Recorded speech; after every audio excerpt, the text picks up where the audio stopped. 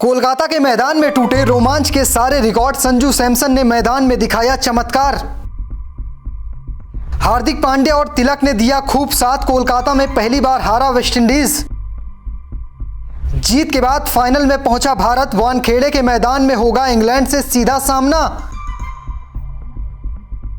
टी20 world cup का वैसे तो ये सुपर 8 का मुकाबला था, लेकिन भारत के लिए नॉकआउट मुकाबला था, क्योंकि वेस्टइंडीज अगर ये मुकाबला जीत जाती तो भारतीय टीम वर्ल्ड कप से बाहर हो जाती। लेकिन अब भारत सेमीफाइनल में पहुंच चुकी है और साथ साथ वेस्टइंडीज बाहर हो चुकी है। इस मुकाबले में संजू सैमसन ने कमाल की बल्लेबाजी की। कह सकते हैं असंभव सा एक टोटल था। कभी भी भारतीय टीम 175 से ज्यादा रन टी20 वर्ल्ड कप में नहीं चेस कर पाई थी, लेकिन इस मैदान में हमने 196 रन चेस किए हैं। संजू सैमसन की नाबाद 97 रनों की पारी आई है। ये पारी किसी शतक से कम नहीं है, क्योंकि भारतीय टीम अगर आज संजू का बल्ला नहीं चलता तो बाहर हो जाती, क्योंकि शुरुआत में अभिषेक आउट हो गए थे। 10 रन बनाकर ईशान किशन भी चलता हो गए थे। 16 गेंद पर सिर्फ 18 रन सूर्या बना पाए थे, लेकिन यहां से संजू एक छोर पर खड़े रहे, बाउंड्री लगाई, सिंगल लिया, बाउंड्री लगाई, सिंगल लिया, पारी बनाई, या कहे पार्टनरशिप की और मैच जिता दिया। भारतीय टीम ने इस मुकाबले को नहीं जीता, कह सकते हैं अपनी उम्मीदों को जिंदा रख लिया है। अब भारत का सामना सेमीफाइनल मुकाबले में एक बार फिर से इंग्लैंड से होगा। 2022 में इंग्लैंड से हम हारे थे, 2024 में हराया था। अब की बार वानखेड़े का मैदान है, देखना दिलचस्प होगा कि भारतीय टीम वहां पर किस तरह से प्रदर्शन दिखाती है। लेकिन आज का मुकाबला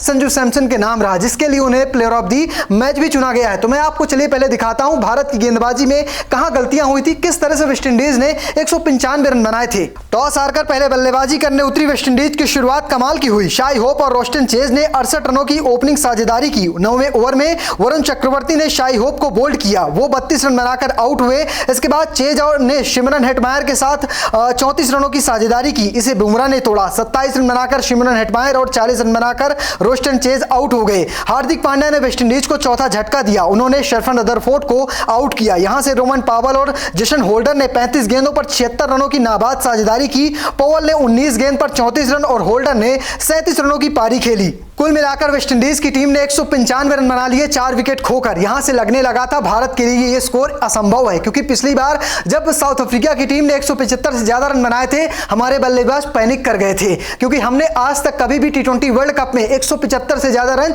चेज ही नहीं किए। और विराट कोहली की गैर हाजिरी में तो हमने 150 रन भी नहीं चेज किए थे। सवाल बहुत गहरा हो गया था। अगर भारत की गेंदबाजी की बात करें तो भारत की तरफ से वरुण चक्रवर्ती को 2 सफलताएं मिलती हैं, वो बुमराह को 2 सफलताएं मिलती हैं। इसके अलावा वरुण चक्रवर्ती और हार्दिक पांड्या को एक सफलता मिलती है। तो इस तरह से भारत का खेल गुजरता है। भारत के गेंदबाजों की इकोनॉमी की बात करें तो अर्शदीप दहाई का पहाड़ा पड़ते हैं, साथ में अगर बात करें वरुण चक्रवर्ती, उनकी भी पिटाई होती है। अक्षर पटेल की थोड़े बहुत रन निकलते हैं, विकेट नहीं मिलते। इस तरह से भारत की गेंदबाजी जाली थी। अब बारी थी रनचेज की। रनचेज में क्या हुआ था, 2 विकेट गिर जाने के बाद कैसे टीम इंडिया ने जीत दर्ज की, चलिए मैं आपको पूरी बात विस्तार से दिखाता हूं। लक्ष्य का पीछा करने उतरी भारतीय टीम की शुरुआत बेहद खराब हुई। तीसरे ओवर में 10 रन बनाकर अभिषेक शर्मा आउट हो गए। ईशान के बल्ले से भी 10 रन निकले। इसके बाद संजू का साथ सूर्या ने दिया, दोनों ने 35 गेंद पर 58 रन जोड़े। 16 गेंद पर 18 रन बनाकर सूर्या आउट हो गए। यहां से संजू का साथ तिलक ने दिया, दोनों ने 42 रन जोड़े। 15 गेंद पर 27 रन बनाकर तिलक आउट हो गए। इसके बाद हार्दिक पांड्या ने संजू का साथ दिया, 22 गेंद पर 38 रन जोड़े।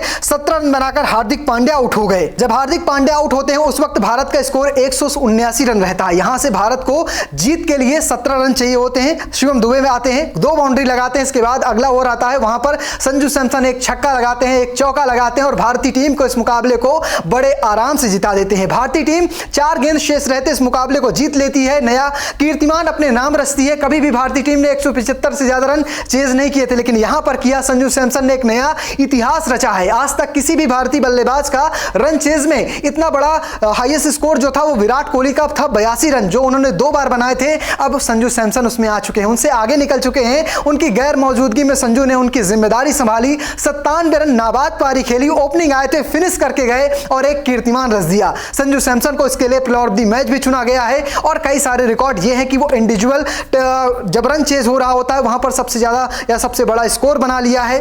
भारत के लिए भी सबसे बड़ा स्कोर वर्ल्ड कप में बना लिया है। तो तमाम सारे रिकॉर्ड संजू सैमसन ने इस वर्ल्ड कप के इस मुकाबले में बनाए हैं। एक वक्त था जब Sanju Samson first choice wicket keeper बल्लेबाज थे, लेकिन न्यूजीलैंड के खिलाफ उनका बल्ला बिल्कुल नहीं चलता। जब टी20 वर्ल्ड कप शुरू होता है तो यहां पर उन्हें बाहर कर दिया जाता है। ईशान किशन, अभिषेक शर्मा कह सकते ओपनिंग करते हैं। अभिषेक शर्मा बीमार होते हैं, मौका मिलता है, 8 गेंद में 22 रन बनाते हैं नामीबिया के खिलाफ, फिर बाहर कर दिए जाते हैं। फिर जब भारतीय टीम पूरी तरह से परेशान हो जाती है, जिम्बाब्वे के खिलाफ मौका मिलता है, यहां पर 28 रनों की लाजवाब पारी खेलते हैं। इसके बाद भरोसा जताया गया फिर से वेस्ट इंडीज के खिलाफ, रिंकू सिंह को बाहर रखा गया, तिलक वर्मा को नीचे डाला गया और वहां पर संजू निखर कर आए हैं। 97 रनों की पारी खेली, भारत की उम्मीदों को जिंदा रखा है। अब भारतीय टीम सेमीफाइनल में पहुंच चुकी है। सेमीफाइनल में इंग्लैंड से सामना होगा। भारतीय टीम पिछली बार जब 2024 का वर्ल्ड कप जीती थी तब सेमीफाइनल में इंग्लैंड को ही हराया था और फाइनल का टिकट कटाया था, और 2022 में जब इंग्लैंड ने ट्रॉफी जीती थी तब उसने भारतीय टीम को 10 विकेट से हराया था और ट्रॉफी जीती थी। एक बार फिर से दोनों टीमें आमने सामने हैं। यहां पर देखना दिलचस्प होगा कि कौन सी टीम फाइनल में पहुंचती है। अगर बात करें दूसरे सेमीफाइनल मुकाबले की तो वहां पर न्यूजीलैंड का सामना साउथ अफ्रीका से होगा। भारतीय टीम के ग्रुप से साउथ अफ्रीका है, जबकि दूसरी तरफ से न्यूजीलैंड पहुंची है। अब देखना दिलचस्प होगा इन 4 टीमों के बीच जो महासंग्राम होगा उसमें कौन बाजी मारेगा। फिलहाल आपको क्या लगता है कमेंट बॉक्स में लिखेगा और पेज को फॉलो करना, चैनल को सब्सक्राइब करना बिल्कुल भूलिएगा। धन्यवाद।